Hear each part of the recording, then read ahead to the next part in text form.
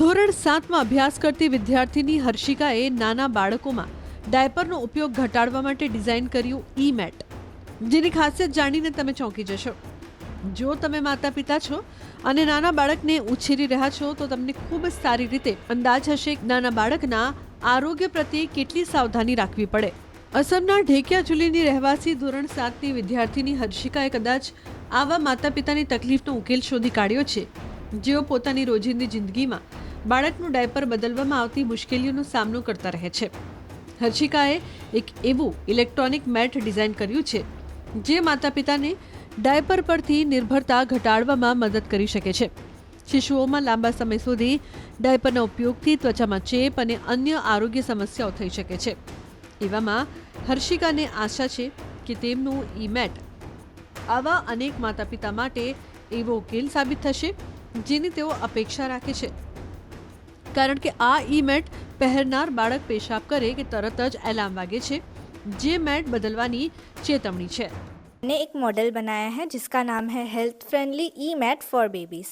तो हम लोग अक्सर देखते हैं कि बेबीज़ क्या करते हैं, फ्रीक्वेंटली यूरिनेट करते हैं और मदर उन लोगों के लिए डायपर यूज़ करती है. And according to WHO diaper babies के हेल्थ के लिए बहुत हार्मफुल हो सकता है. स्किन इन्फेक्शन हो सकता है, किडनी इन्फेक्शन हो सकता है. तो इस प्रॉब्लम से छुटकारा पाने के लिए मैंने एक इलेक्ट्रॉनिक मैट डिज़ाइन किया है. ये मैट बेबी के नॉर्मल मैट के नीचे रहता है और जब बेबी इसके ऊपर यूरिनेट करता है तो एक बज़ार साउंड आता है, मतलब एक अलार्मिंग साउंड आता है. पर अगर बेबी सो रहा है तो अलार्मिंग साउंड उसके नींद को ख़राब कर देगा. तो इसलिए हम लोगों ने एक वाइब्रेशन मोड भी रखा है. तो जब बेबी यूरिनेट करेगा जो वाइब्रेटर है वो वाइब्रेट करेगा और एक कॉम्पैक्ट बॉक्स के अंदर हम लोग ये सब सर्किट रखेंगे और मदर उस बॉक्स को अपने पिलो के नीचे रख कर सोएगी. तो जब वो वाइब्रेट करेगा वाइब्रेटर तो उन्हें पता चल जाएगा कि बेबी का मैट चेंज करना होगा. Thank you. ये साउंड भी आएगा और वाइब्रेशन भी होगा. हाँ. હર્ષિકા તાજેતરમાં જ મધ્યપ્રદેશના ભોપાલમાં NCERT દ્વારા આયોજિત રાષ્ટ્રીય બાળ વિજ્ઞાન પ્રદર્શન 2025માં પોતાના ઈ-મેટને રજૂ કર્યું હતું. તેમને આ ઈ-મેટ માટે મેડલ અને પ્રમાણપત્ર મળ્યું, જેનાથી વિજ્ઞાન ક્ષેત્રમાં એક હોનહાર યુવા પ્રતિભા તરીકે તેમની ઓળખાણ થઈ.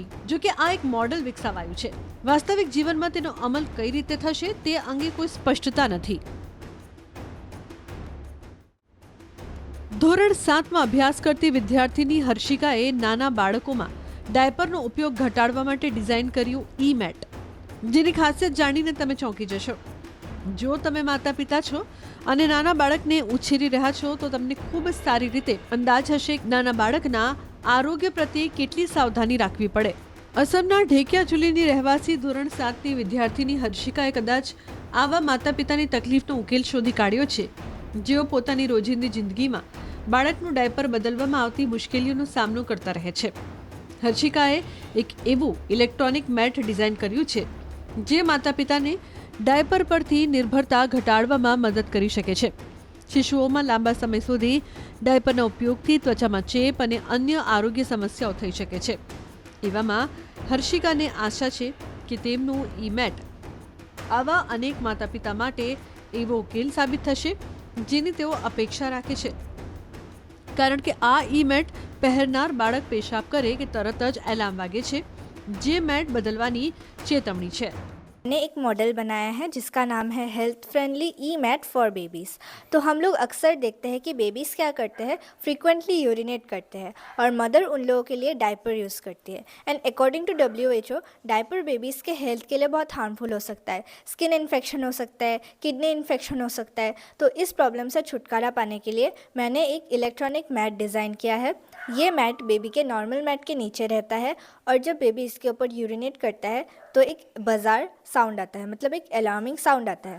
पर अगर बेबी सो रहा है तो अलार्मिंग साउंड उसके नींद को ख़राब कर देगा.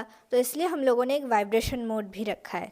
तो जब बेबी यूरिनेट करेगा जो वाइब्रेटर है वो वाइब्रेट करेगा और एक कॉम्पैक्ट बॉक्स के अंदर हम लोग ये सब सर्किट रखेंगे और मदर उस बॉक्स को अपने पिलो के नीचे रख कर सोएगी. तो जब वो वाइब्रेट करेगा वाइब्रेटर तो उन्हें पता चल जाएगा कि बेबी का मैट चेंज करना होगा. Thank you. ये साउंड भी आएगा और वाइब्रेशन भी होगा. हाँ. હર્ષિકા તાજેતરમાં જ મધ્યપ્રદેશના ભોપાલમાં NCERT દ્વારા આયોજિત રાષ્ટ્રીય બાળ વિજ્ઞાન પ્રદર્શન 2025માં પોતાના ઈ-મેટને રજૂ કર્યું હતું. તેમને આ ઈ-મેટ માટે મેડલ અને પ્રમાણપત્ર મળ્યું, જેનાથી વિજ્ઞાન ક્ષેત્રમાં એક હોનહાર યુવા પ્રતિભા તરીકે તેમની ઓળખાણ થઈ. જો કે આ એક મોડેલ વિકસાવાયું છે. વાસ્તવિક જીવનમાં તેનો અમલ કઈ રીતે થશે તે અંગે કોઈ સ્પષ્ટતા નથી.